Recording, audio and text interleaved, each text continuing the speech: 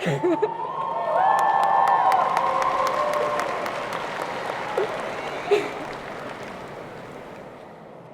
of 2019, parents, friends, and other distinguished guests, I would like to welcome you to graduation weekend. My name is Whitney Skegan, and it is such an honor to be here.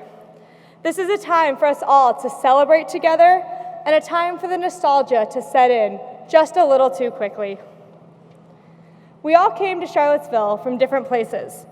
Some of us went to public high school, others went private. Some of us, or most of us, are from Northern Virginia, and some of us are from countries all around the world. Some of us served in the workforce or the military before attending, but we all made it here to the University of Virginia.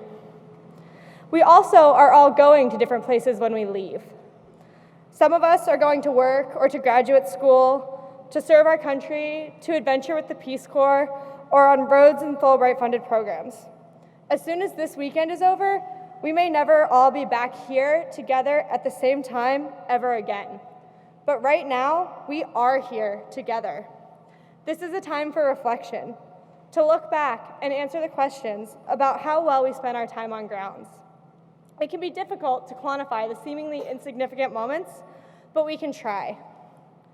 How many slams in an old screen door? Depends how loud you shut it. How many slices in a bread? Depends how thin you cut it. How much good inside a day? Depends how good you live them. How much love inside a friend? Depends how much you give them. This Shel Silverstein poem inspired me to write some of my own how many, how much questions about our time here at UVA. How many streaks across the lawn? Depends how fast you run. How much stress on a night in Clem? Depends on if you're on floor 4 or 1. How many sunrises shine on humpback rocks? Depends on how much you hike. How many days anxiously waiting for grades? Certainly more than we would like. How much sweetness in a Carter Mountain apple? Depends on with whom you picked it. How much Bold Rock flows through our veins? Depends on how quickly we sip it. How many times do we hold our breath for the Who's? Depends on which sport with which ball. How many good old songs we're sang? A few more in the spring than the fall. And especially this March, right?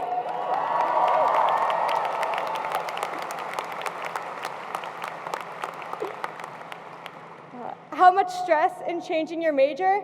Depends on how great your advisor. How much camaraderie built in difficult classes? Enough to make us all wiser. How many hugs did Miss Kathy give? Enough to keep us from falling apart. How many friends will we always remember? Enough to fill each of our hearts. Okay, I'll stop rhyming now, but I invite each of you to think of your own how many, how much questions as we enter this graduation weekend. This is both an ending and a beginning, and we are so fortunate to be in this place that we got to with a little bit of luck and a whole lot of hard work. Here's one more question. How many thank yous have you said to your friends, professors, and staff members here, and to your family and loved ones back home? I'll let you answer that one on your own. From this valediction ceremony to the processions down the lawn, to packing up and moving out, think about how many times you weren't sure if you'd make it and how much you have accomplished since first arriving in Charlottesville.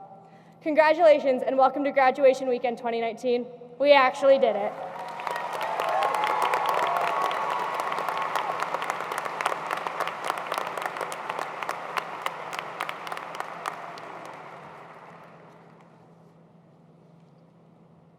Each year, the Algernon Sidney Sullivan Award Committee selects 2 student recipients from the graduating class who best exemplified the highest qualities of Algernon Sidney Sullivan's life. The committee also selects an individual from the university community whose compassion, service, and influence is widely acknowledged and appreciated. All the recipients of this award possess fine qualities practically applied in their daily living, but they are distinctly defined by their acts. Their deeds are not spent on their self-interests, but rather on the interests of community and humankind. They represent our highest ideals and our greatest hopes. Please hold your applause until I've read all 3 citations. Trusted colleague, friend, mentor, trailblazer, all words used to describe Jane Miller. With 35 years of service to the university's athletics department as both a coach and an administrator, Jane may actually bleed orange and blue. An accomplished athlete in her own right, Jane was the winningest coach of UVA's women's lacrosse history when she moved from that role to administration in 1995, serving most recently as the Senior Associate Director of Athletics for Programs and Senior Women Administrator. Beyond her service on and off the field to athletics, however, Jane has served as a role model for integrity, care, and compassion to students and staff alike. Jane's commitment to her student athletes is unwavering. An ever-present figure on many fields of play, Jane models sportsmanship in both word and deed. One student recalled a deeply disappointing loss, resulting in an awards ceremony for a bitter rival. As the frustrated student attempted to walk off the field before the ceremony could begin, she remembers Jane's quiet assertiveness as she stood in front of her, impeding her path. Jane's look said it all. You will return to the field and you will honor your opponent. While others may have let this young woman walk away, Jane took the time to be a mentor in the most important moment. This is only one of many examples of the class, authenticity, and sportsmanship that Jane exudes every day. Jane has also been a mentor and a friend to staff and colleagues. She has paved the way for many in intercollegiate athletics, especially other women, even starting a professional mentoring group to support early career staff. Often a lone female voice in a field dominated by men, Jane always uses her voice to uplift the students and staff around her, and always for the purpose of doing for what is right. For coaches, staff, the department, and most importantly, for the students. Even in the moments of greatest adversity, Jane puts her own grief and sadness aside to support those around her with deep compassion and unfettered support. Jane Miller is the epitome of a servant leader. An empathetic listener, passionate and dedicated to leaving communities better than she found them, Jordan Elise Arnold is characterized by kindness, humility, and a wisdom beyond her years. Through all of her involvements at the university, Jordan works to serve with her gifts and desire to raise people up. Even in her 4th year, Jordan has remained dedicated to the work of leadership without the need for titles or distinction, and often without recognition or acknowledgement. That is just who Jordan is. You may not see her, but she's always there, working tirelessly in the background to make things better for those who will continue to come after her. Jordan is an unapologetically present friend, humble leader, and selfless contributor to the many communities she inhabits. Jordan's commitment to engagement is only rivaled by her commitment to her relationships with others. She is considered a great source of support and compassion among her friends, with an exceptional ability to empathize and always be there, with a care package, a few words of encouragement, or maybe even a baked good to brighten your day. At the same time, she's often the one who will lean into difficult conversations with the intention of thinking deeply about the ways in which words and actions can impact others. She's not afraid to stand up for her moral principles, including a dedication to underserved communities. Her thesis research sheds much-needed light on the lack of access to broadband internet service and its impact on rural communities. She will take this passion and perspective into her work next year with the Virginia College Advising Corps, where she will serve as an advisor to increase the college-going rate in other underserved communities in the Commonwealth. Jordan's generosity, both in personal relationships and her involvements, truly show her dedication to unselfish service. Her selflessness, passion for others, and principled leadership embody the spirit of this award. A fierce and loyal friend, Rehan Anthony Badiyonagay, created a community of care and compassion in all the spaces he inhabited at the university. But, as he eloquently expressed to a packed house in Old Cabell Hall, it wasn't always that way for this once shy first year. When Rehan's longtime friend and roommate, J.P. Popovich, died suddenly their first year, Rehan tried to withdraw into his grief. J.P. had been Rehan's ambassador to the university, the person who pushed him outside his comfort zone and encouraged him to embrace the university community. Convinced he could not reach out without JP's encouragement, Rehan thought about leaving UVA. Ultimately, however, his Eccles-Humphreys community, led by the resident advisor and senior resident, would not allow Rehan to retreat. Determined to pay these acts of kindness forward, Rehan pushed himself to reach out, going through connecting with others became Rayhan's way of building a legacy in honor of his friend. This legacy now belongs to Rayhan as well. Whether it was mentoring his residents and other staff as an RA, hosting his guide Proby class for game night, or simply being present with a listening ear and a bear hug, Rayhan prioritized nurturing relationships. For Rayhan, his many involvements were not just about boosting his resume, but rather for creating another opportunity connecting with others and helping them find their home at the university. Rayhan knew that it was not the organizations that made UVA special, but the people.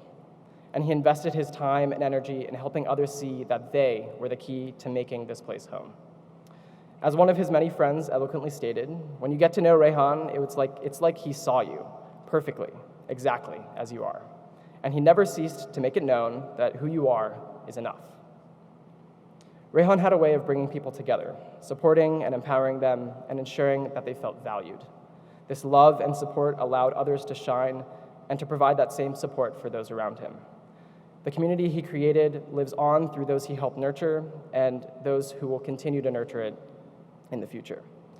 Accepting the award for Rayhan tonight will be his younger brother, Roshan Badilanagay. Please join me in congratulating Jane Miller, Jordan Arnold, and Rayhan Badilanagay, this year's recipients of the Algernon Sidney Sullivan Award.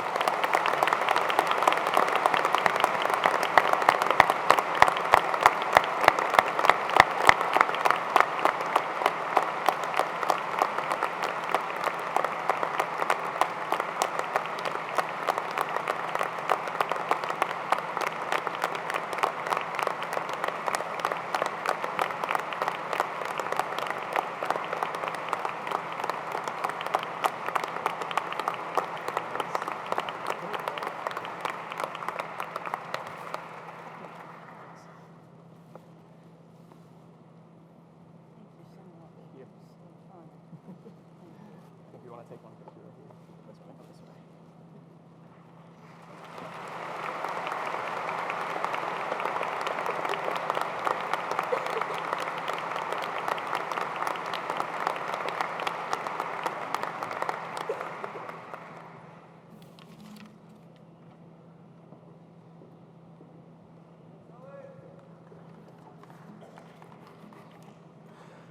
For 22 years, Lewis Honesty served tirelessly as the head coach of UVA's swimming, track, and cross-country teams.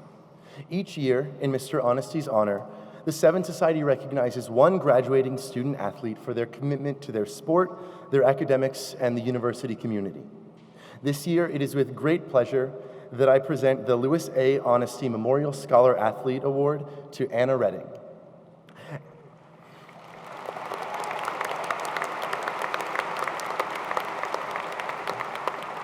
Anna has been a member of the women's varsity golf team for the past 4 years, serving as a wonderful teammate, leader, and friend. She has embodied the university's standards of leadership as an incredible presence on the green and a thoughtful steward off it. As a member of the Student Athlete Advisory Committee, she has tirelessly advocated to give her teammates and fellow athletes a voice within administration. In her work as a sister of the Kappa Delta sorority and a member of Athletes in Action, Anna has demonstrated her commitment to community service, making a difference through initiatives such as the Girl Scouts of America and Prevent Child Abuse America. In the words of Anna's coach, she is incredibly generous with her time and efforts, and to her, giving back and showing gratitude is second nature. We could not ask for a better representative of our program or of the University of Virginia. Throughout her 4 years here, Anna has displayed an unwavering compassion for achieving both athletic and academic excellence. Her allegiance to the sport of golf culminated in an invitation to play at the Augusta Women's Amateur this last year. And even today, Anna is competing at the NCAA National Championship in Arkansas, and thus, unfortunately, cannot be with us. However, her good friend Catherine Kravitz will accept this award on her behalf. So please join me in recognizing Miss Anna Redding.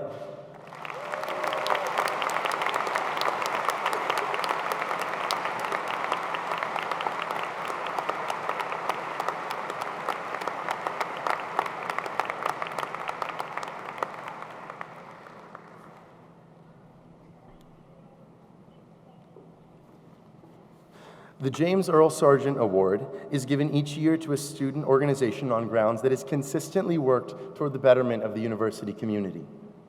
This year's recipient of the James Earl Sargent Award is the Living Wage Campaign at UVA.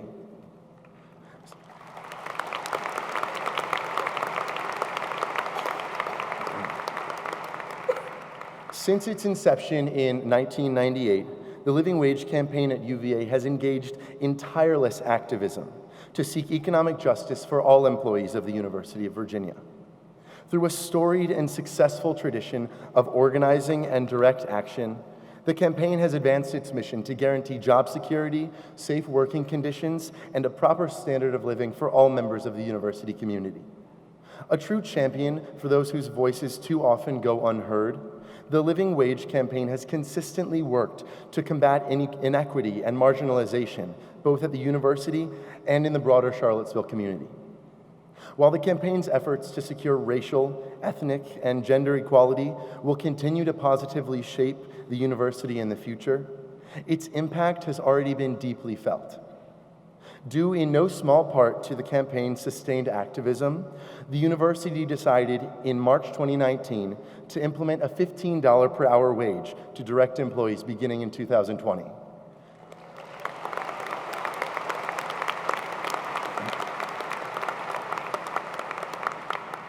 Martin Luther King Jr., an early champion of a living wage, said, "A genuine leader is not a searcher of consensus, but a molder of consensus." Through 2 decades of passionate and persistent activism, the Living Wage Campaign has played an indispensable role in moving the university community toward a new consensus in support of higher wages of university employees. The Seven Society commends the Living Wage Campaign at UVA, the 2019 recipient of the James Earl Sargent Award, for its immeasurable and impactful contributions to the university community.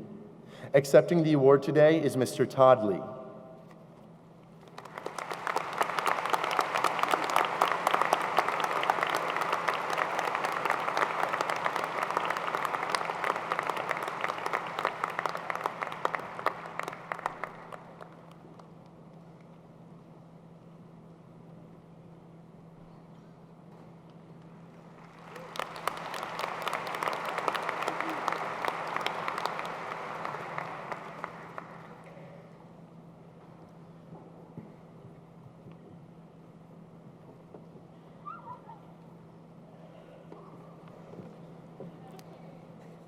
Each year, the trustees of the graduating class bestow 3 awards upon students of their class who have contributed significantly to the university. These awards include the Award for Community Service, the Award for Cultural Fluency, and this year, the Bicentennial Leadership Award. The Community Service Award was established in 1993 and honors a graduating student who has endeavored to enrich the university and Charlottesville communities through service during their time as a student. This year, we would like to recognize Corinne Singh.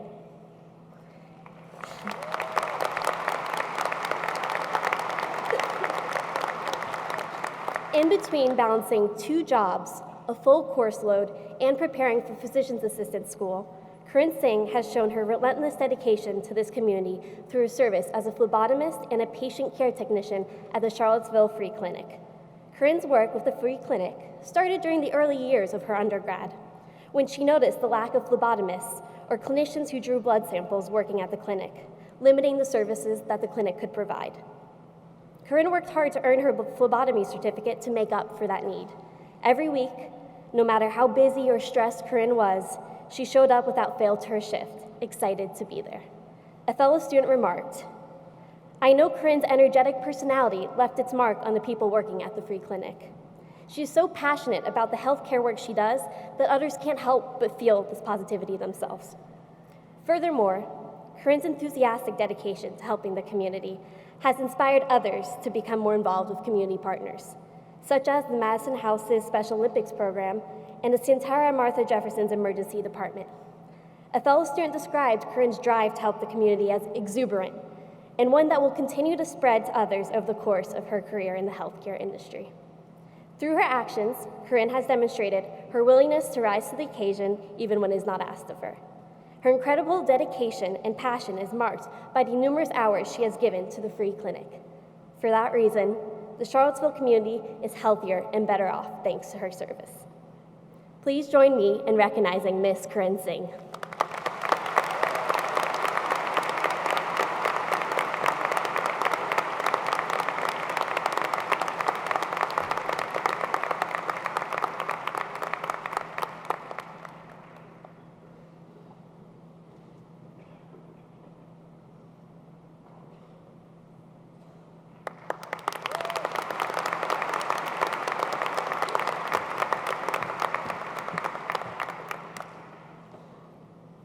Established in 1996, the Trustees Cultural Fluency Award recognizes a graduating student who has demonstrated an understanding of and appreciation for the cultural and intellectual diversity during their time at the university.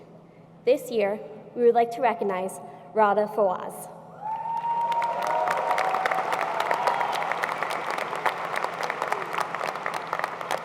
Radha's work on grounds spans various organizations and communities, demonstrating an understanding and appreciation of the cultural diversity that exists at the university.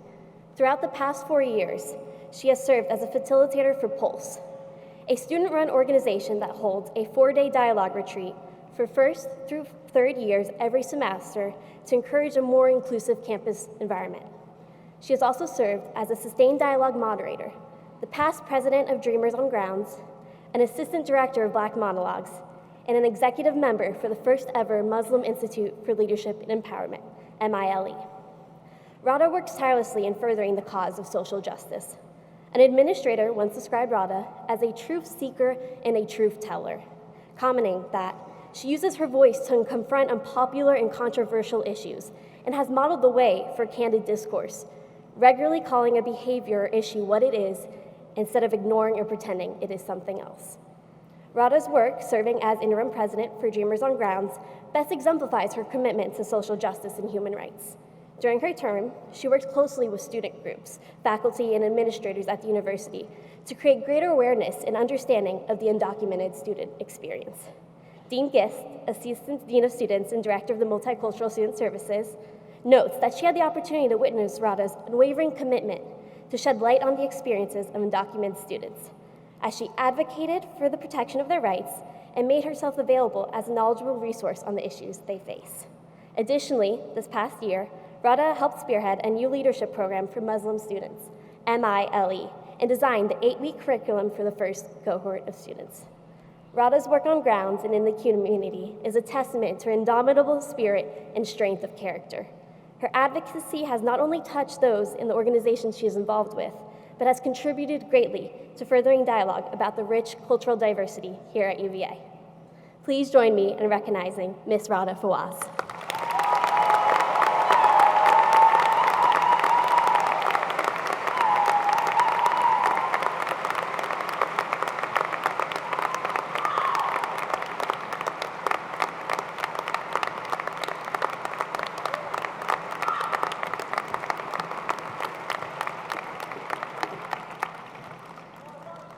The class of 2019 trustees are excited to present the first ever Bicentennial Leadership Award, which is designed to recognize a deserving graduating student who, through unconventional methods of leadership, has significantly contributed to our community through qualities of empathy, humility, and resilience.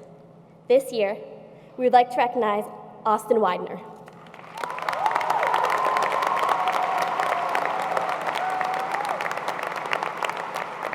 A native to Saltville, Virginia, a small town in the Appalachian Mountains region, Austin's leadership comes from a place of gratitude. He is known for living by the motto, "Give back."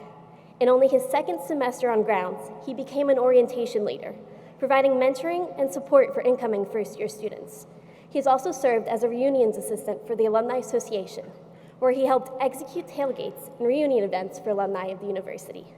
His dedication to giving back to his hometown community is best exemplified through the founding of the Friends of Appalachia Club in 2016. The CIO is dedicated to improving the experience of Appalachians both at the university as well as the Appalachian region. Their mission is to create an environment on grounds that cultivates growth and support for Appalachian students and alumni.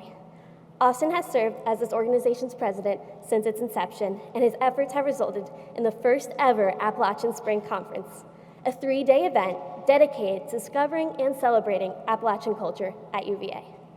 A fellow student commented that Austin's genuine concern for others and determination allow him to envision change and impact communities. He inspires others, and as a leader, he lifts up and empowers them. Since the day Austin stepped foot on grounds, he has led from a place of gratitude, empathy, and humility. His work and advocacy for the Appalachian region has succeeded in bringing awareness to this community and in opening up the paths for students with similar backgrounds for years to come. Please join me in recognizing Austin Widener.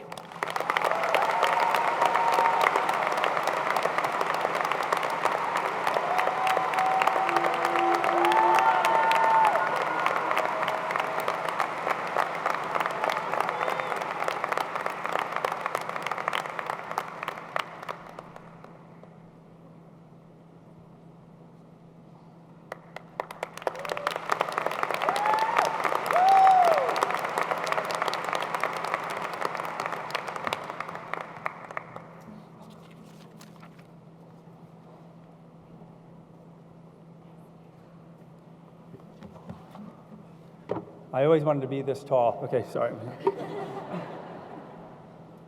Good afternoon. It is my privilege to read the following citation in honor of Professor Claudrina Harold, written by the Purple Shadows Society.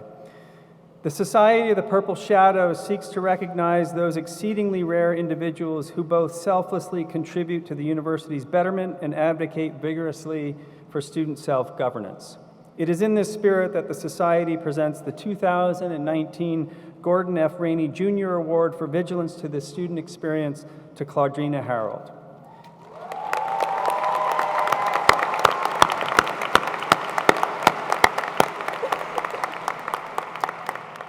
As professor in both African American and African Studies and History, you live the vocation of the Black scholar.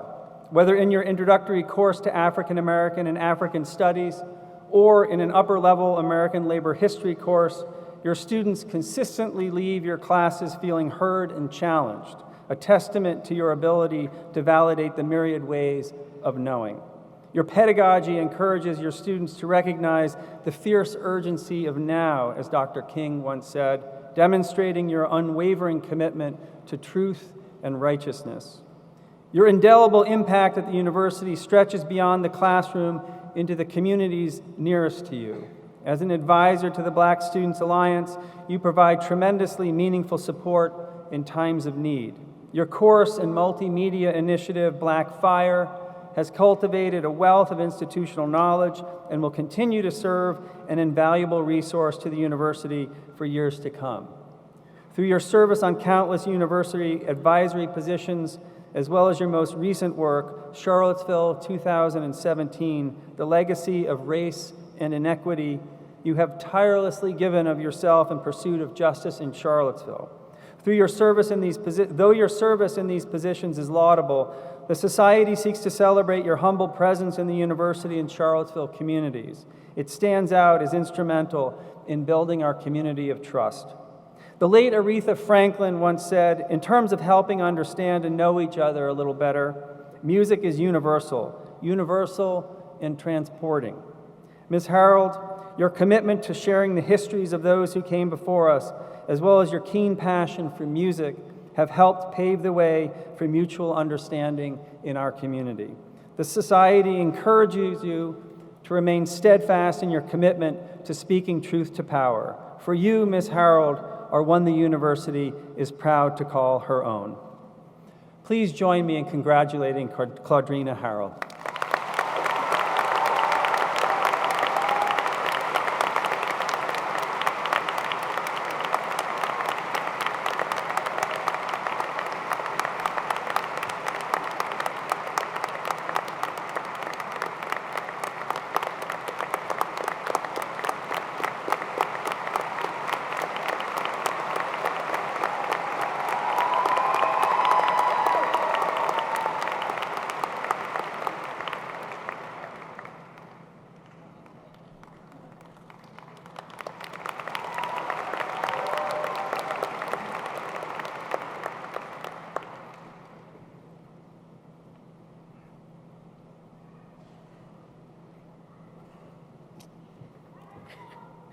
Thanks.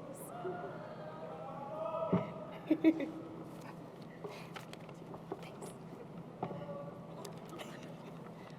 can't believe we fit. I know. Awesome. Good afternoon. My name is Paco Abiad, And my name is Rachel Clark. and we are the co-chairs of the 2019 Class Giving Campaign for 200 More.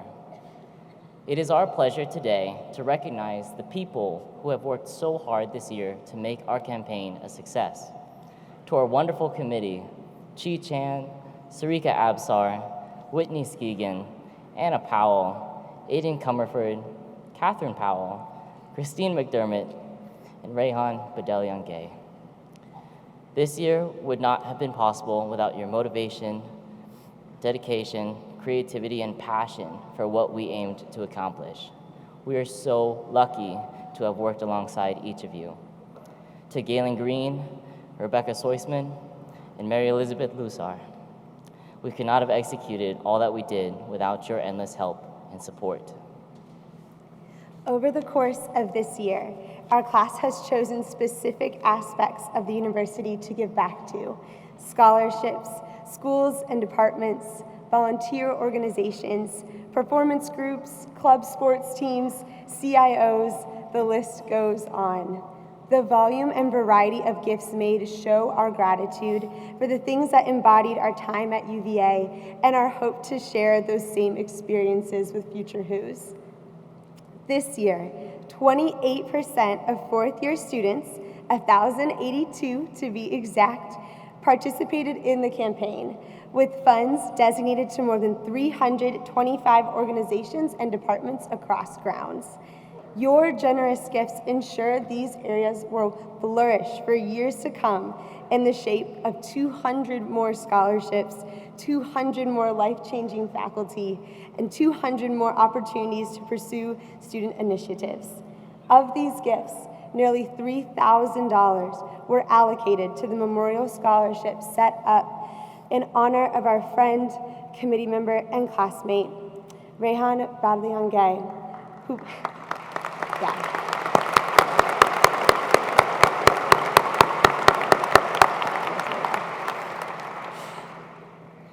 passed away this semester. Thank you to all of you who gave or who made a second gift to support his legacy. In the past, the fourth-year Class Giving Campaign has focused on achieving class-wide participation with financial gifts, all of which counted, no matter how big or small. We continued that tradition this year, but our committee decided to take things one step further. We decided to also focus on student service, therein making the tradition more accessible for all students. We catered a lunch for on-ground student workers, put together teams for Habitat for Humanity's Rake-a-thon and the Tom Tom Festival. We also promoted Alpha Phi Omega's Open Service Project, just to name a few. Together, we have redefined what it means to give at UVA. On behalf of the university, thank you. Thank you for embracing our mission. Thank you for stepping up and giving back. Thank you for shaping the next 200 years. These are the gifts that will last a lifetime. Now, President Ryan, on behalf of our class, we are thrilled to present you with a check for $44,473.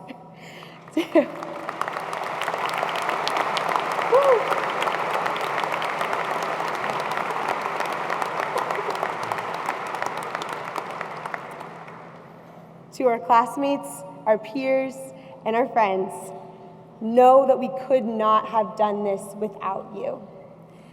Congratulations to you, class of 2019.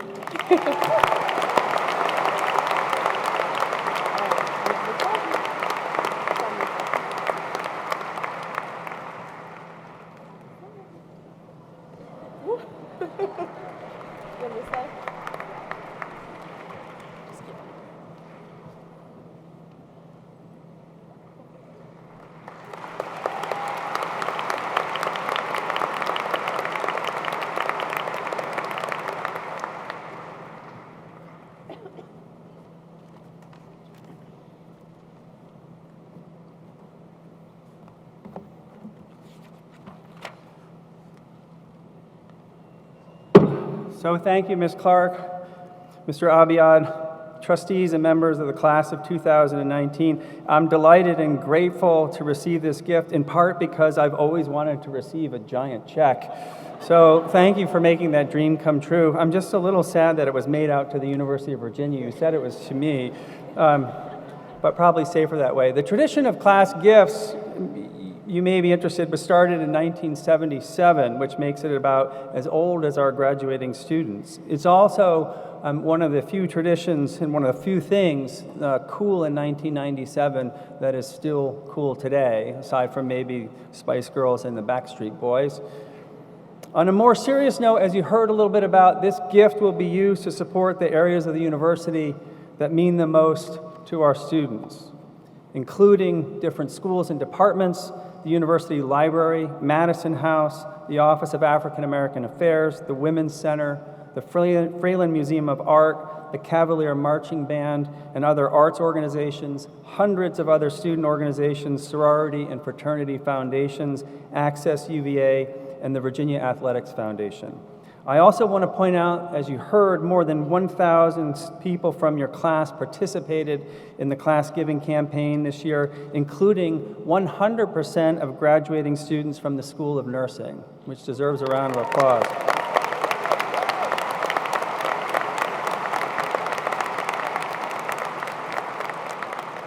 I can't imagine the amount of peer pressure on that final nursing student, but if you're out there, I really appreciate it. All of you have benefited from the generosity of those who came before you, and I'm glad to see so many of you already beginning to give back. It's one of the ways you can help make sure that the next group of UVA students has the same enjoyable, engaging, and life-changing experience that you had. So thank you again for this gift, and I'm looking forward to seeing all of you either tomorrow or Sunday. Thank you.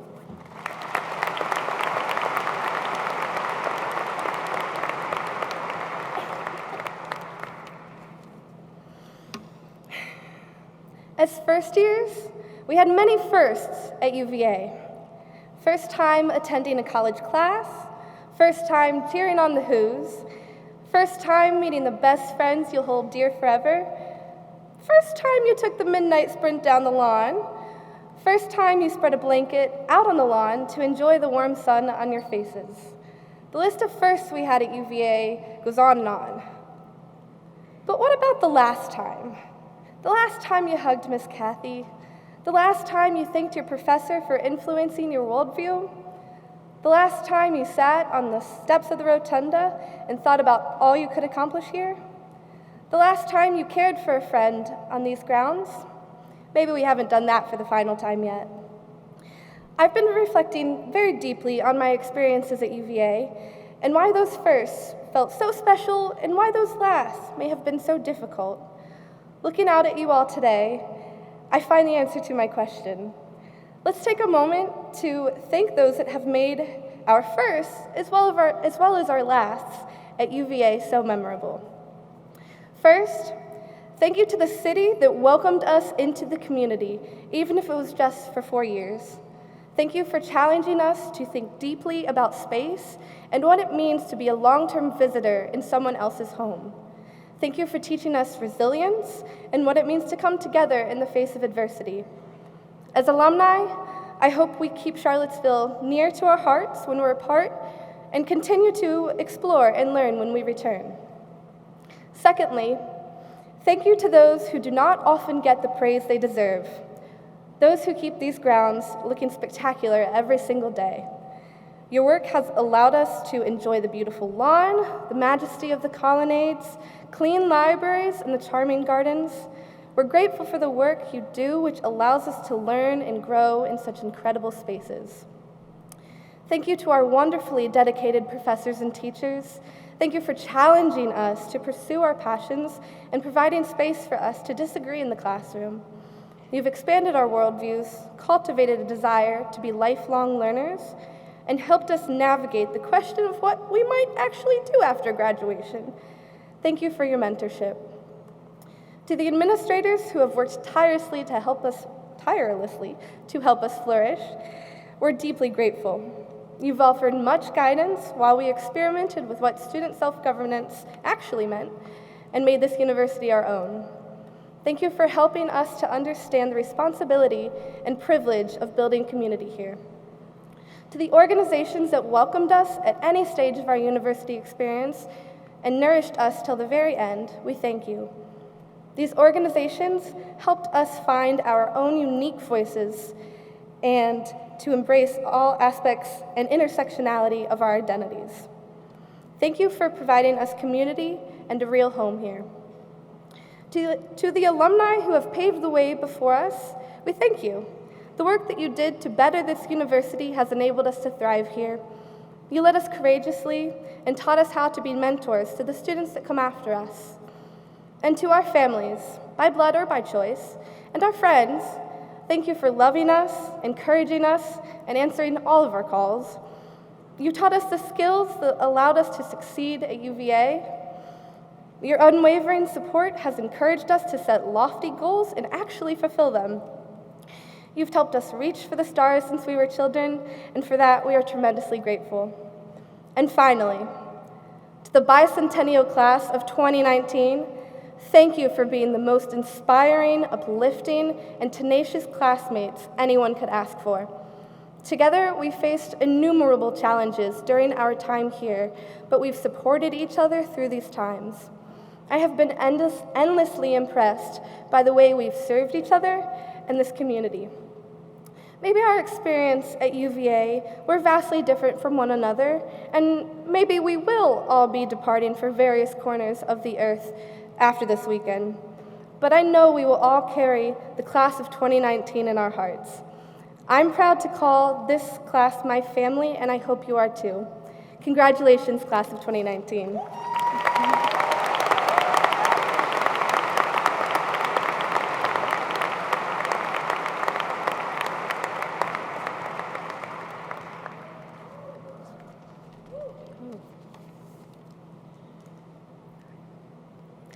Class of 2019, friends, family, faculty, and staff, my name is Michelle Hong, and today I have the absolute pleasure of introducing our valedictory exercises speaker, a Grammy Award-winning musician, producer, activist, philanthropist, entrepreneur, and designer, Pharrell Williams.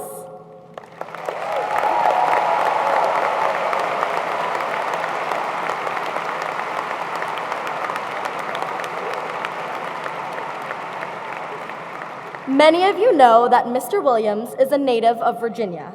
He attended Princess Anne High School in Virginia Beach, where he met Chad Hugo, who later became his partner in creating the music production team, the Neptunes.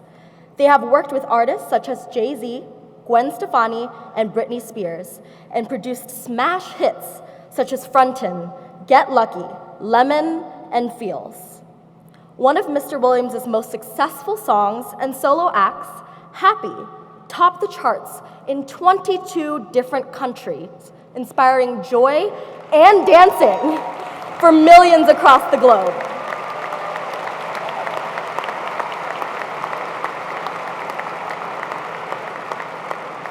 Mr. Williams' talents extend far beyond music through his successful ventures in fashion. In addition to his own signature high-end streetwear brands, Billionaire Boys Club and Ice Cream, Mr. Williams has partnered with Adidas, Moncler, Louis Vuitton, and Chanel to create unique, eye-catching fashion wear. He also serves as the creative director at Bionic Yarn, an eco-conscious startup that converts recycled materials into yarn and fabric.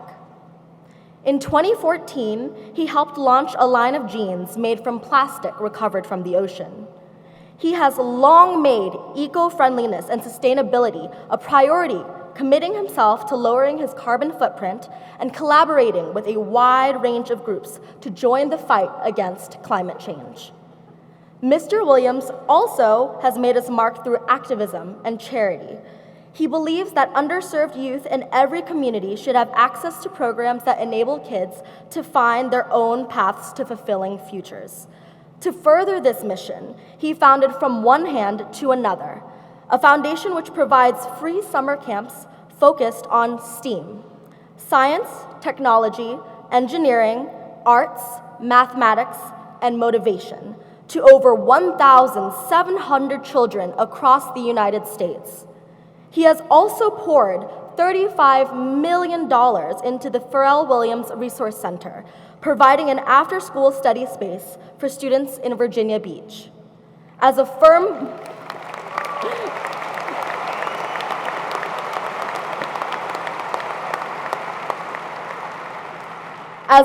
believer in this next generation, Mr. Williams has taken major steps to empower the youth of today to create a better and brighter tomorrow.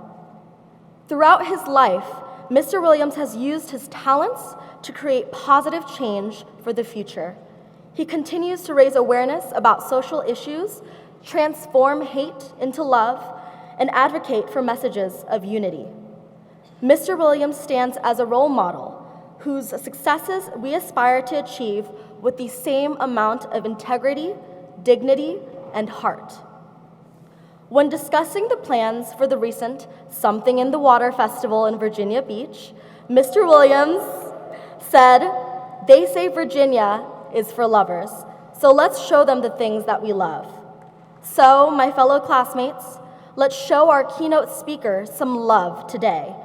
I present to you an honorary member of our Wahoo family, Mr. Pharrell Williams.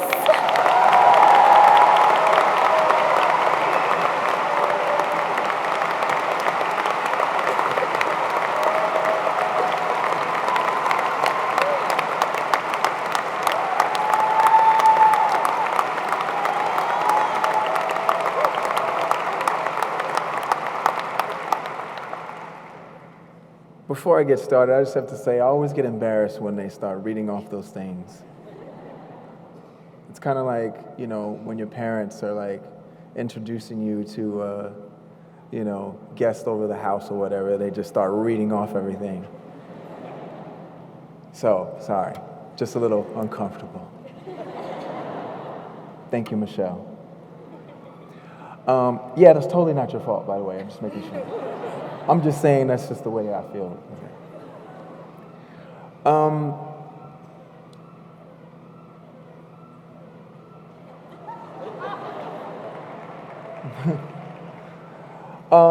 It's great to be back in Charlottesville. I am forever grateful for this opportunity to spend time with you guys today. President Ryan, UVA faculty and staff, family and friends, and most importantly, the class of 2019. Thank you guys so much.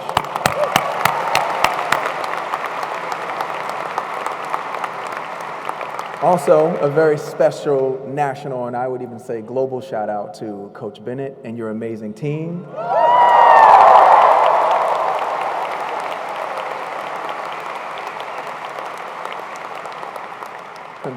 Congrats on your incredible season. Being here today with you guys and seeing this crowd, I feel like Virginia is having a very serious moment.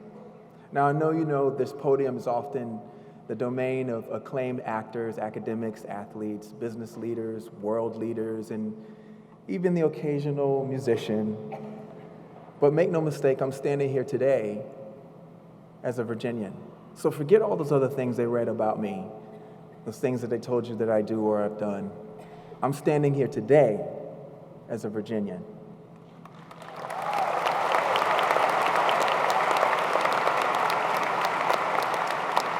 A Virginian that is proud of you. And whether you're from Virginia or not, the fact that you're here and you're sitting here today means that the Commonwealth has connected us all. It's an incredible aspect of humanity to feel connection. I believe we've been connected here for a very important reason. Today is about celebrating you for all of your hard work. You've brought your friends and your family and a lot of positive energy. I love it. I personally believe that positivity is something that we should bottle up. Because the world, as we know it and we see it, it needs it. The world needs you. In fact, I think the world could use a little more Virginia, right?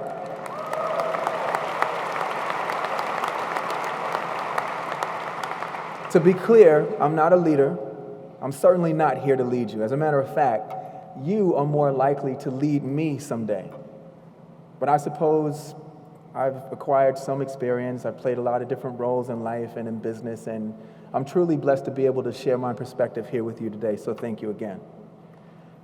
The further you remove yourself from your experience here in Charlottesville, it will become very clear that your education is the biggest blessing. And the price of your degree, besides its literal cost, right? But that, the price of that degree is actually literally a responsibility. It's a responsibility to make life better. And here's the catch. The only way to make life better for yourself, the only true and lasting way to do that, is to make life better for others. So I'm going to say that again.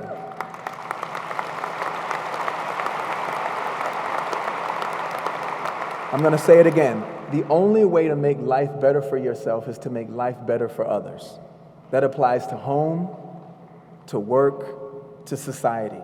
I can say with 100% confidence that I would not be speaking to you here today if I had not put that concept to practice in my career. When I made others focus, incredible things would always happen. The good thing is, your generation, you guys know that already. I'm just here to nudge you again as you move on from classrooms to boardrooms. For me, it always comes back to Virginia. I love Virginia. Right? I grew up in Virginia Beach, and so I see its tremendous potential. Anybody from Virginia Beach? Okay. That's right. I see its tremendous potential. Loving something means loving it enough to make it better. When you're a music producer, that's exactly what you do. You listen to a track, it maybe blows your mind, and then you try to make it even better. When you're a business owner, that's exactly what you do. You love a company. You think you can change it. You think you can change the world. So then you go and you try and make it better. That's true when you love something. And it's especially true when you see something that might limit the potential of the thing that you love. My love for the Commonwealth inspired me to organize the Something in the Water Festival here last month. We organized that festival because we believe that there's really something in the water here.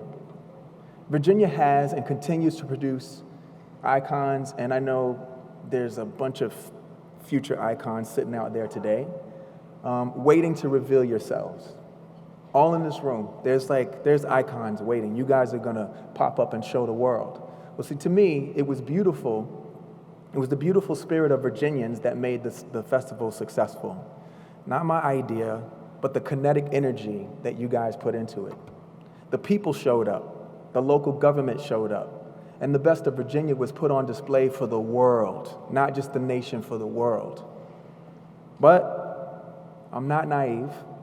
The deep love I have for Virginia and its people doesn't blind me to the fact that the water is also troubled. If anything, my love heightens my awareness for that. It's not bad. It heightens my awareness for that. Virginia, like the rest of the country, has a complicated history, a history that continues to shape the present. The first enslaved Africans sold into bondage in North America stepped foot on our soil exactly 400 years ago to this year. That history is very much with us. Those columns in front of the pavilions, the rotunda, built by slave labor. The food was served by one of Jefferson's slaves, rented out to the University of Virginia. Slaves labored on this campus until 1865. The first black student wouldn't arrive until nearly a century later, and he left because he was subjected to, of course, so much abuse. You don't need me to tell you this history. Some incredible progress has been made, yes, but it's clear that there's a lot of work still to be done. And what I heard today on this podium, there's a lot of work being done.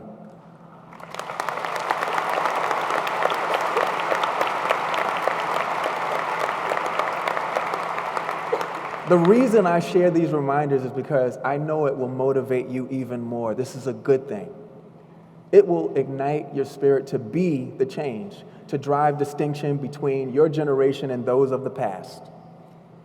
Most of us are just trying to do the right thing and live good lives. We want everyone to live good lives. But for all of our sophistication, for all of our technological advances, we have to continuously remind ourselves that life is not Game of Thrones. I mean, I love Game of Thrones. Don't you love Game of Thrones? You're supposed to be studying. Game of Thrones has taught us a lot, but we seem all too comfortable applying the same cycle of empathy, then apathy, then sympathy, and at times frustration. That frustration that we felt watching a show over the years to issues that are very, very, very real. They show themselves. But you guys, it is just a show. It is not real. So when you're getting mad and you're upset, it's just a show. It's not real. But you know what is real? The plight of illegal immigrants.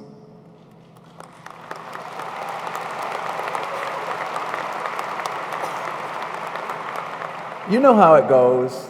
Headline grabs your attention, we see the news, we feel sadness for people at the border. We all want better for our children, right? We can relate to that, our children, we can relate. We debate the rule of law, but it is clear it's clear that these people definitely need safety and security. Then we want to help. Then the news cycle shifts. The algorithm goes to work, right? The apathy sets in. We tune out and we move on. But unlike a TV show, their plight is very real. It's not improving. Those tiki torches are real, you guys. Okay? They are here, they are emboldened, but the news moves on. And when the stories are real, we cannot afford to just move on. We cannot let the algorithm continue to distract and even worse, divide us, because that's what these algorithms are doing. Algorithms have no conscience, but you do. Every last one of you guys do. You understand what I'm saying? Please don't move on. The algorithms that are in your phones have no conscience. So when they work you up, they're not feeling sorry for the damage that it's doing between mother and father, grandfather, mom, dad, cousin, brother, friends. The algorithms don't care. But you guys are humans. You guys are better than that. I want you to outsmart these algorithms because they're manipulating your news feed and effectively your life. Every last person in here is smarter than that.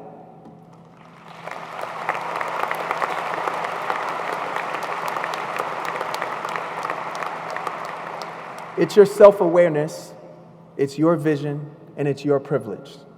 And your empathy that will guide you guys to the right answers.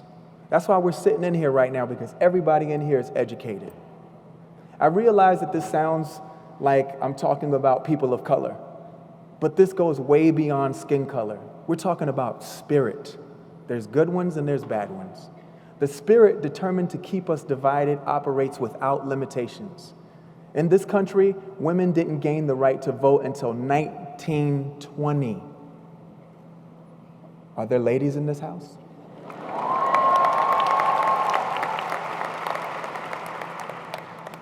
Women didn't get to control, let me get this right. Women didn't get control of their reproductive rights until 1973, the year that I was born.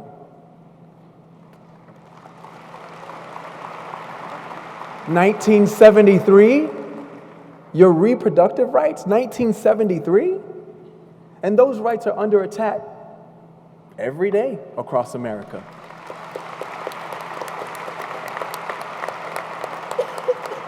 The Americans with Disabilities Act didn't happen until 1990. Disabilities? 1990? Before that, people with disabilities could be denied employment, shut out of the public services and spaces. No laws protected them. The LGBTQIA Americans couldn't marry until 2015. 2015. In several states, they can still be fired for their sexuality. Life for low-income people is harder in every way. Shorter lifespans, higher infant mortality rates, higher imprisonment rates, lack of access to healthy foods, crushing debt. You guys, women, LGBTQIA, teachers, and the poor are fair game for these oppressors. Even our own high school students are falling prey. You know the oppressors are entrenched when anxiety-inducing active shooter drills at public schools seem like the most viable solution to protect our children from gun violence. In 2019, what's the real role of the Electoral College if not a tool of oppression? I mean, what do we need it for? The popular vote doesn't work? But despite all of the efforts, I guess even the oppressors are at times susceptible to outside forces. It seems the Taliban have infiltrated the Alabama and Missouri state capitals. Are there women in this building? Are there people who love women in this building right now? You know, we ended slavery. You would think that, we'd be tired of telling other humans what they can do, what they can and can't do with their bodies. I mean, haven't we learned lessons about trying to govern human bodies? In fact, we might want to be careful because those same women whose reproductive organs we're trying to govern might just choose to not reproduce at all and effectively end mankind altogether. They have that right too. Some of you will say, and be patient with me, please, because I'm not pointing the finger. I'm actually opening my arms. Some of you will say, that's not on me. Some of you will say, that's not me.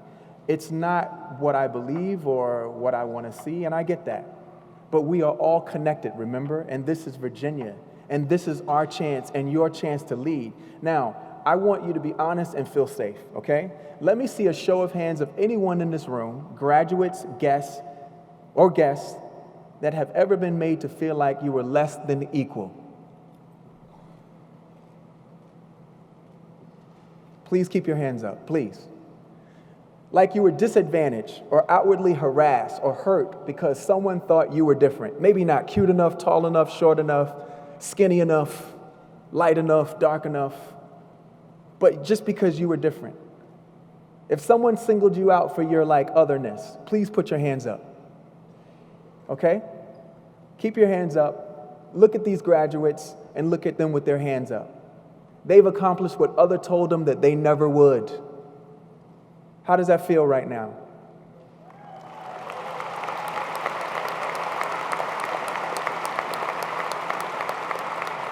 Let's get those hands back up. Despite some strong forces conspiring to hold them back, here they are. You win. Look at you. You win. Now, come on, we got muscles in here. Now, I want to see a show of hands of graduates or guests that you know of someone who's fit that description, someone who had been discriminated against, hurt, or harassed because they were different. Meaning if you know someone, maybe not you, but you know someone, right? Even more hands up. They could be your friends, classmates, or people back home. All right, now keep your hands up. You're the compassionate ones. You're the empaths. You guys are the allies. Now, keep your hands up. I'm sorry. I know we got exercise. You can switch arms. If you didn't raise your hand, it's okay. Everyone is on their own journey. But given that we are all bonded by this school, these students, and this great state, I think we can all raise our hands in solidarity with these graduates. Do you guys feel that? I got both hands up now. Do you feel the power of Virginia in this room?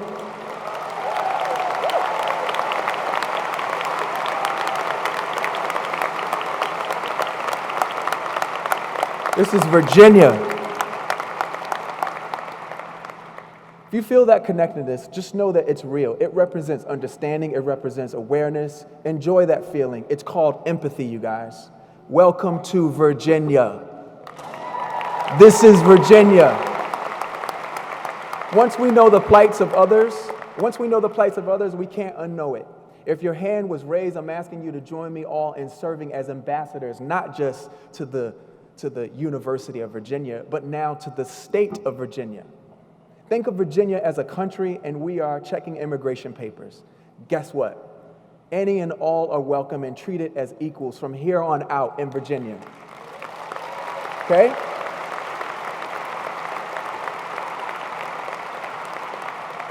You thought you were just graduating today, but today is actually a job fair, and I'm recruiting you guys. I say it again. Welcome to Virginia. You can put your hands down if you... So what do we do next? In my mind, the place to start is reparations.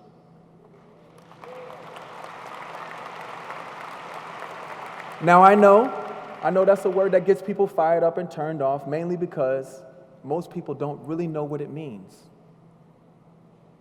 But you know who isn't turned off by the word reparations? The educated.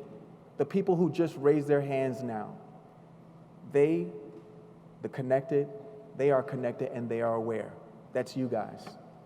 They call your generation the generation digital natives, because you've only known the digital world. You grew up with it. You guys grew up online. But I also consider you to be knowledge natives. Your generation hasn't had to unlearn false narratives about your history. You know the real plight of the Native Americans. You know the plight of the Native Americans.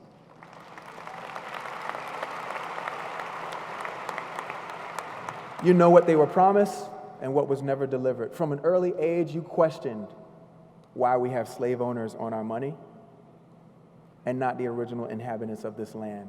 Whether you prefer statistics or anecdotes, it's clear that ending slavery wasn't enough.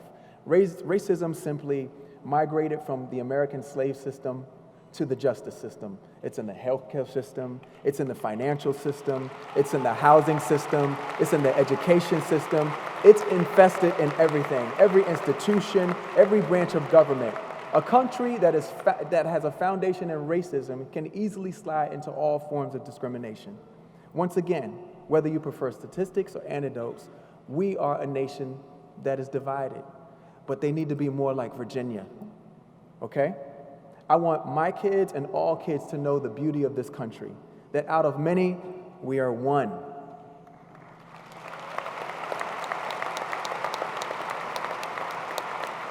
And as you know, that's not going to happen on its own just because we wish it to. For me, it's fundamentally about education. That is my version of reparation.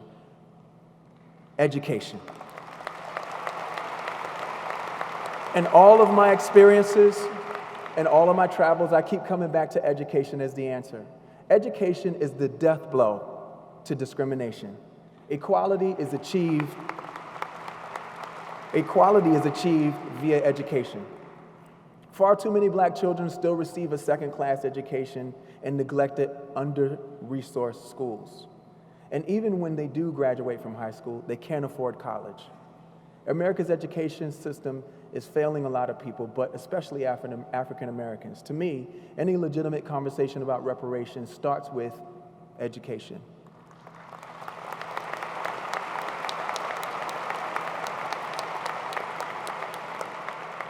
But that's me. That's me. Education is my starting point. What is yours? What are your ideas? Whatever the issue is, whatever issue is most important to you, healthcare, business, law, sports, entertainment, whatever. Consider how the legacies of discrimination against all types of people have infected it, because it always has. Think about ways you might start healing it, and do it knowing that when you repair things for others, you repair things for yourselves, for everyone. In the end, this isn't about one group of people, it's about all of us. It's about all of us. Now, I know what you're thinking. Why is he saying that to us today, of all days? Well, it's because as I've matured, so is my advice, and so is my perspective. It's been my privilege to meet the world's most successful business people, the world's most creative, the world's most accomplished. I met Oprah, and I met Obama.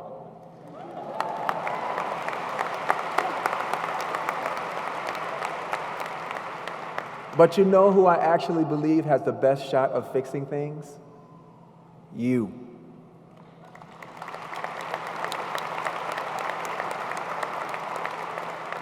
If I honestly thought it was Oprah or Obama, I would have said it to each one of them. I have. But I really do believe that there are two people, and in this room is a lot of power and a lot of future icons and a lot of decision makers, and you guys are actually going to change the world. So I mean it when I say you, okay?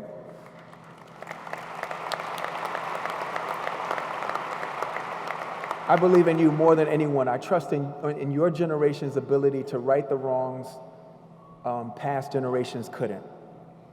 And I have this deep faith because I have this deep faith because I'm already seeing it happening. When you put your privilege to work, privilege is a superpower if used to restore equality. Of course, we all have different privileges, different levels of power. Who we are and where we come from, it dictates these things. But one way or another, we have some power to change the culture that excludes and marginalizes and oppresses people. Earlier, I said the only way to make life better for yourself is to make life better for others. Just imagine how much more we could accomplish, how much more we could be if everyone could pursue their dreams unhindered. If everyone was free to be who they are, humanity would be completely and incredibly unstoppable. So class of 2019, you are entering the society at a time of incredible social progress. But it's progress that's being met with divisive, regressive spirit, with a force I've never seen in my lifetime. Yet your generation is rising to the occasion. I mean, look what's happened since 2017 with this school alone. It's been amazing what you guys have been doing.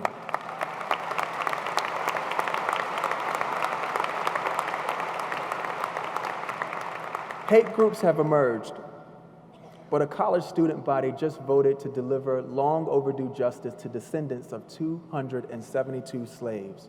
That's amazing to me.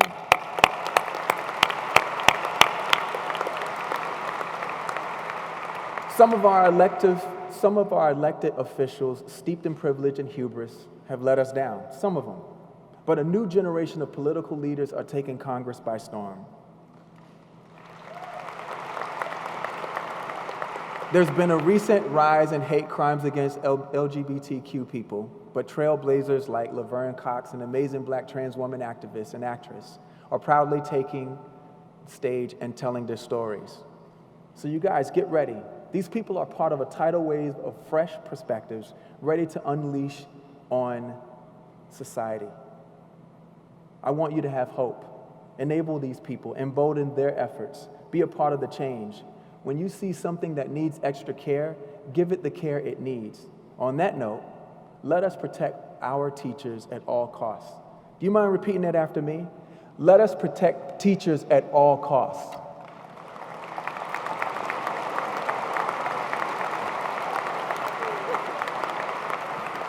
Now, in my profession, we like applause, but I really want to hear you say, protect the teachers at all costs. Protect the teachers at all costs. There we go. When I look out, I see thinkers, I see innovators, rule breakers. I see ambition, I see energy, I see bold, audacious dreams that are bound to disrupt. I see something in the water. So, class of 2019, class of 2019, please, history has been anticipating you. Don't keep it waiting any longer, 2019, and definitely don't fail to make your mark, because this is your time. You're going to change the world. You guys are going to change the world. The nation is going to take cue from Virginia. I like New Orleans, I like LA, I like Florida, I like Utah. Virginia is going to change the world.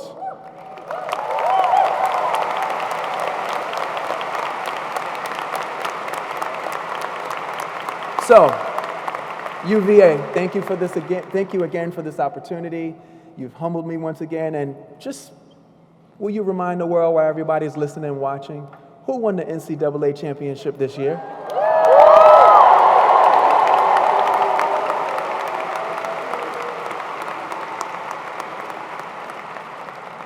Thank you so much, and please go change the world.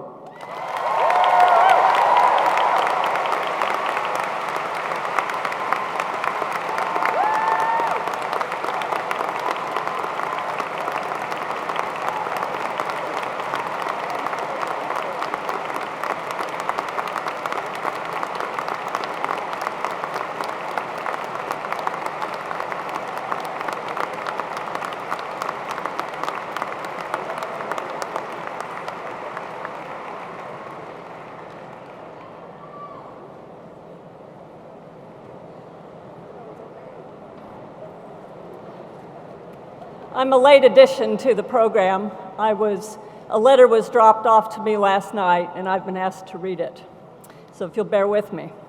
Dear students, colleagues, alumni, and friends, the Seventh Society extends its greetings to you all. To the members of the class of 2019, the Seventh Society is confident that a bright future stretches before you, and it is our hope that this weekend, celebrating your class, provides you with the opportunity to reflect upon this future. As the bicentennial class, our valediction, our farewell to you marks a special opportunity for the university to reflect on its own future, asking of itself, to where are we going and how can we better our course? The heart of this university is the community that exists within it. This community is formed throughout every corner of the university, but there are some shared spaces, such as the lawn, that represent those ideals in form and in function. At its best, the academical village seeks to house students who have tirelessly invested in our community, not for their own benefit, but for the good of our collective future. The residents of the lawn bear the unique honor and responsibility of fostering an engaging and welcoming space for both the members of and visitors of this university. No student who is selected for this honor and this responsibility should be precluded from acquiring it for reasons beyond their control. However, the cost of living on the university's lawn does at times exceed an individual's financial capacity. As a result, there are students at this university who are eligible for this honor, but do not submit an application due to financial constraints. In order to ensure that all those who receive a room on the university's lawn are able to afford associated expenses, the Seventh Society commits $47,777.77 to establish a fund to assist students in need of financial assistance who are accepted to live in the academic village.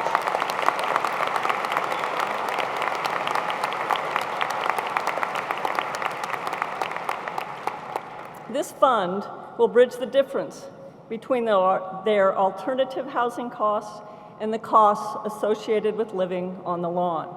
Our hope is that as a result of this fund, no student will be hesitant to submit an application to live on the lawn due to financial constraints. As President James E. Ryan pronounced in his inaugural address, in the future, it will not be possible for a university to be great unless it is also good. The class of 2019 has propelled this university towards greater inclusivity, accessibility, and equity, pressing us ever onwards towards this ideal.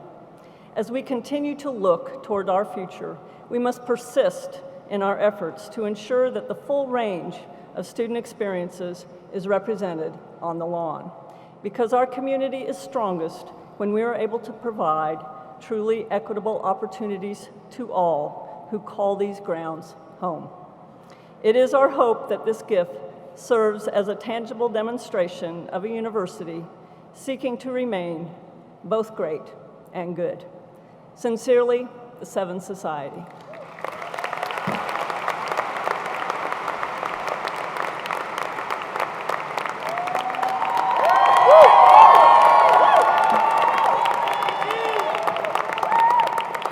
guys are too kind.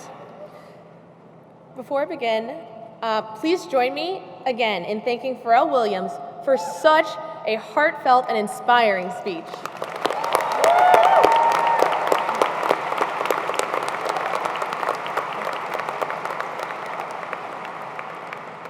If anyone has proven you can, in fact, do everything you want to do in life and give as freely as you can, it is you, Pharrell. I thank you. Oh, yeah. I thank you both for this speech and for all you have done for Charlottesville and Virginia. Thank you.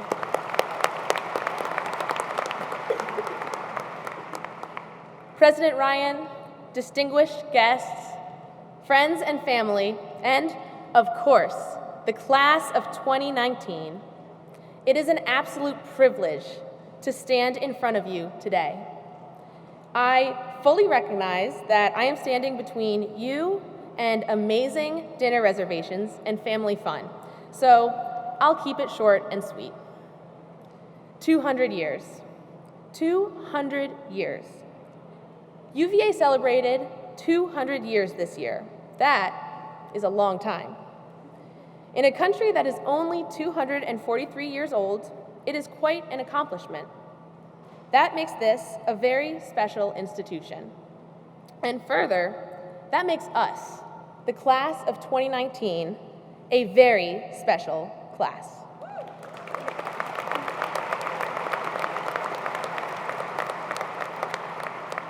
My question today, though, is what is it that has made UVA not only survive, but thrive and excel to be one of the leading institutions of the world? Spoiler alert, by the end of this speech, I will not only reveal the secret sauce, I will also reveal the ultimate cherry on top that sets us apart. UVA is blessed to be in a geographical wonderland, nestled near the mountains, surrounded by lush greenery in a moderate climate. But that's not it. UVA has wonderful architecture, inspired by the beauty of civilizations past. From the lawn to the stadium to the rotunda itself, it is a visual delight. But that's not it. UVA is fortunate to have funding and an endowment that enables world-class research and cutting-edge policy writing. But that's not it either. UVA has traditions. In fact, we are steeped in tradition. Unlike all other colleges, we don't walk around campus, we walk around grounds. And while all my fellow high school classmates who attended other schools went through the mundane metamorphosis from freshman to sophomore to junior to senior, we have never had to suffer those bland epithets. Rather, we had the distinction to ascend each 365 days from first year to second year to third year, and now, finally, fourth year. If anyone asks why we do this at UVA, we simply look at them with a puzzled look and say, because, well, we've always done it that way. However, the traditions are not it. UVA has survived and thrived and excelled because of you, all of you, the myriad of people who work in admissions, academic offices, maintenance and cleaning, students, administration, and, of course, our outstanding faculty. What an amazing group. What a welcoming group. I want to take a quick moment to share an early experience I had here that really embellishes this. A lot of people struggle in the first few months at the university. I was no different. I had trouble fitting in, finding my place, and figuring out who I was, who I wanted to be, and how to fill that gap. This transition was made harder for me because I was in an abusive relationship for the entirety of my first year. I can confidently say I would not be here if not for the resident staff in my first year dorm, who dedicated more than their fair share of free time to to helping me in whatever way they could. After a tough night, when my senior resident spent the entire night helping me, I started profusely apologizing for wasting his time. What he said to me next has changed my life and has colored my UVA experience. He said, "I am not doing anything special. I am only doing what someone once did for me in a time of need. You don't need to thank me. You can be the person you needed." Be the person you needed. The noble concept that, through empathy, we can make ourselves better friends, mentors, allies, and community members.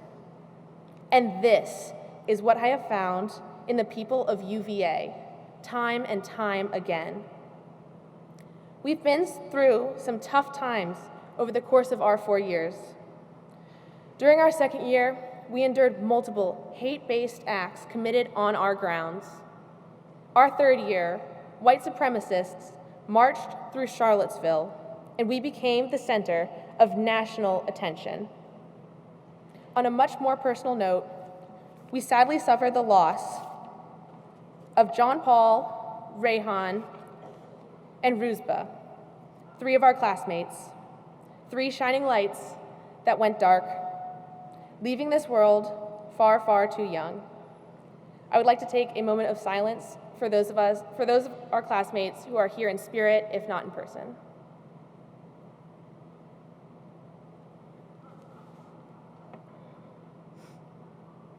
Thank you. Despite all this, we have endured, and we are stronger. What makes UVA so special is that everyone comes together, bonds, and is striving to be the best version of themselves, not just academically, but socially, politically, physically, and spiritually. We are surrounded by people who insist on being the people the world needs. And thus, it is the people, those funny, quirky, intelligent, and crazy people who make this place so special. You, all of you, are the secret sauce. Oh, and that super secret cherry on top that makes not only UVA, but our class in particular amazing. What has been done not 3 times, not twice, but only once in our entire 200-year history. Can I please take a second here to ask if anyone happened to watch the NCAA Basketball National Championship? Can I get a hand for the team?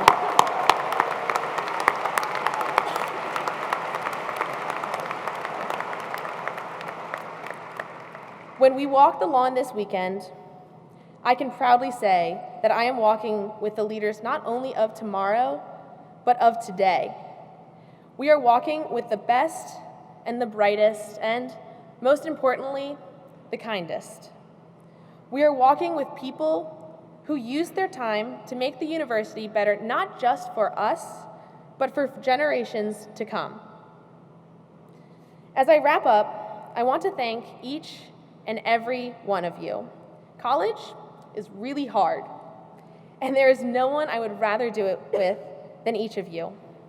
It is because of every individual interaction, every stranger who is kind beyond measure, every helping hand along the way, that each of us is here. It has been my greatest honor to serve as your class president. Thank you for letting me be part of your lives. UVA is special in my heart, not because of what it is, but because who each and every one of you are. Congratulations to the class of 2019. You deserve a clap.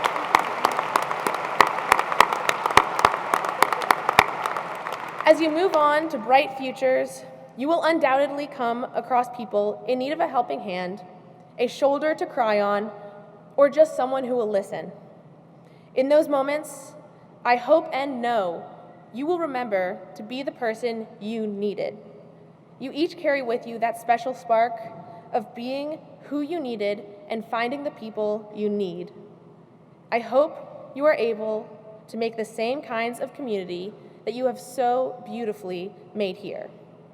And I hope you know you always have a home in Charlottesville and a friend in me. Congratulations, and wahoo wah.